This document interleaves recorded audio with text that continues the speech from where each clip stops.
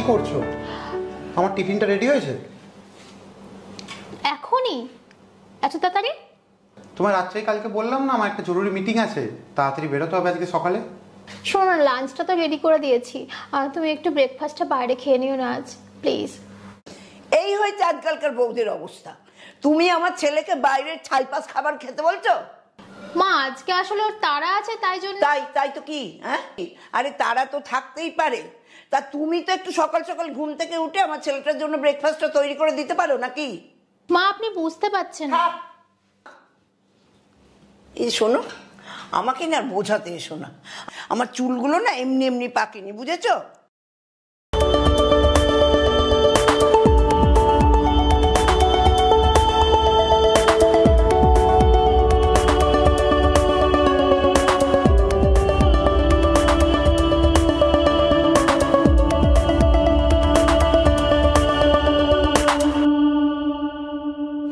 বৌমা।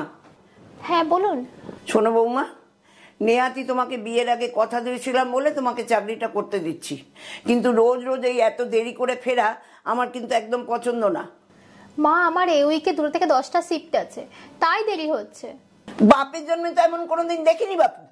মা আমি একটা আইটি সেক্টরে জব করি, ওখানে ওরকমই নিয়ম, ওখানে উইকলি শিফট বদলায়। মা দেখো, ওসব নিয়ম টিয়ম জানি না বাপু, তবে এইসব আমার একদম পছন্দ না। এইভাবে চললে কিন্তু চাকরিটা তোমায় ছাড়তে হবে। দেখুন মা, আজকাল চাকরি পাওয়াটা অনেক চাপের ব্যাপার। তোমার চাকরি করার কি দরকার বাপু? আমার ছেলে কি বেকার? আমার ছেলের রোজগারের টাকায় তো সংসারটা ভালোই চলে। তা তুমি যে রোজগার করো সেটা কি তোমার বাপের বাড়িতে টাকাগুলো পাঠানোর জন্য? মা এইসব কথা না পরে আলোচনা করব, এখন আমার দেরি হয়ে যাচ্ছে।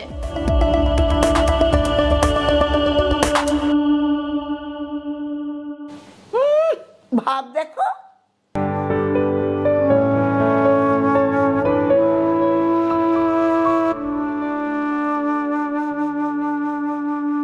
বাবু তো চা।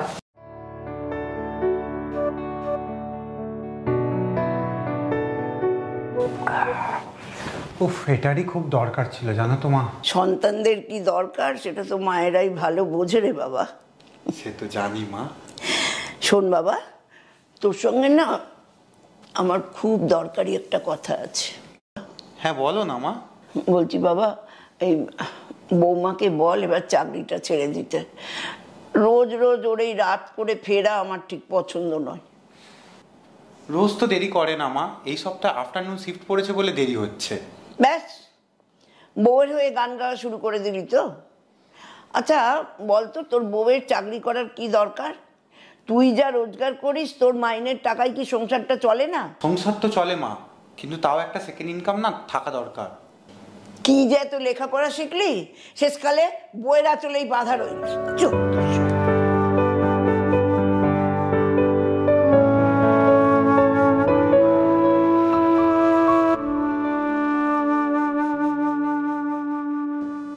আজ তো শনিবার, কাল রবিবার, পরপর 2 দিন অফিস বন্ধ। কোথা থেকে যে টাকাটা জোগাড় করব? আর ব্যাংকেও তো সেরকম কিছু নেই। তাহলে কি হবে বাবু? হ্যাঁ, আজকের মধ্যে 1.5 লাখ টাকা জোগাড় করতে না পারলে তোর মামার তো অপারেশন হবে না বাবু। আমার একমাত্র ভাইকে কি আমি বাঁচাতে পারবো না?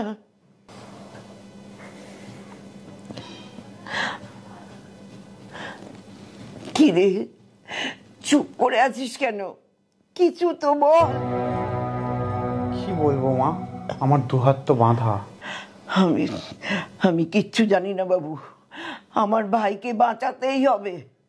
ডাক্তার বলে দিয়েছে 12 ঘন্টার মধ্যে অপারেশন না করলে আমার ভাই আর বাঁচবে না।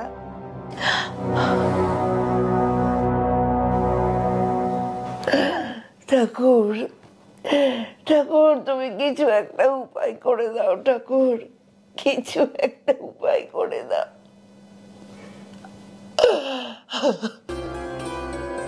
কবে? কি হয়েছে তোমার?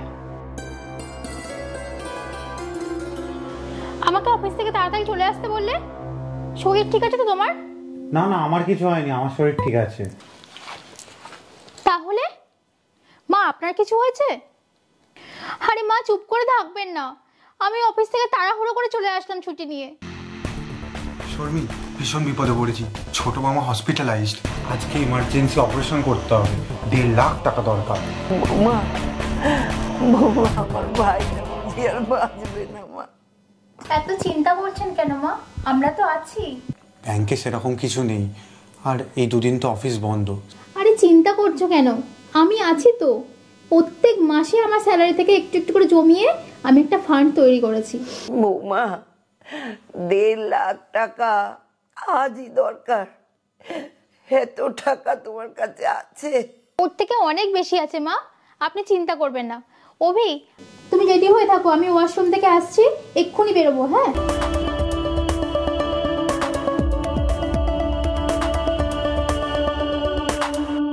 আমার অনেক শিক্ষা হয়েছে। আমি ভুল ছিলাম রে বাবা। আমার বৌমা সত্যিই লক্ষ্মী প্রতিমা। এমন বৌমা যেন ঘরে ঘরে হয়, ঠাকুরের কাছে আমি এই প্রার্থনাই করি।